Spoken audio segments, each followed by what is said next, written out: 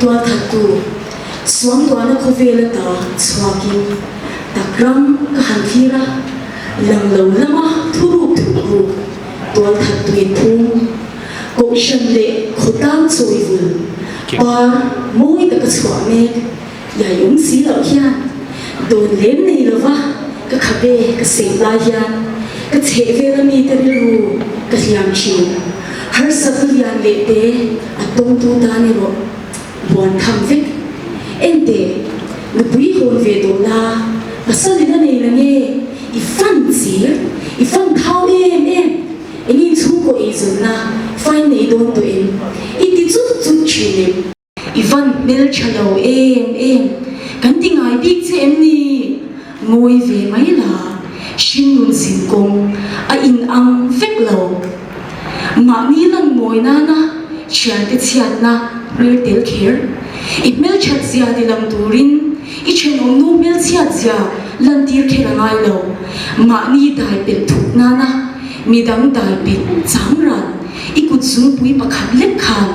tu fanu fa ba emo ma khwa shil dai pel nui zak tur khoba mi fam kim ni su nui sa na chon tu chung rila liam apur dar thlam ke in amoina apuchwak zo to lo ang hian I liam thin lungin ngai a o the to lo I chevel mi tiril ru I liam ren chuan nang ma kha I dam lovani liam ve atuam dam thei lo chia le chi shat na dai swal to hoa bal tamin am lo chok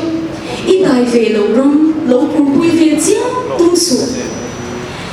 rai kha clear tu ta na yasi tum ta ni ro lidel chang shimi ve ka rina khat pum zum ka mua thilung hian ril chang lai chuan mo dot bo tui ti takin ale mai chi holam mi mo kan ti hian holam takin ni nun a chai chi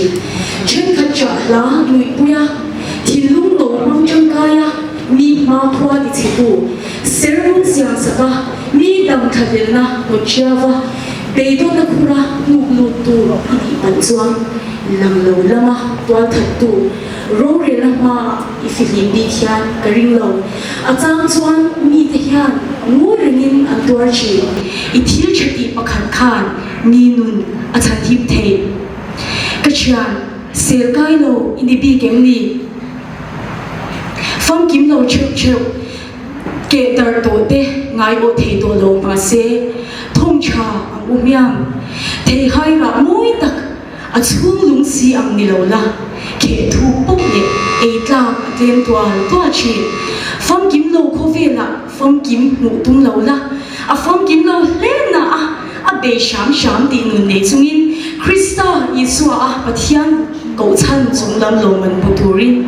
tiam chin lam I pan se lam u lal pan mal sun se ka lo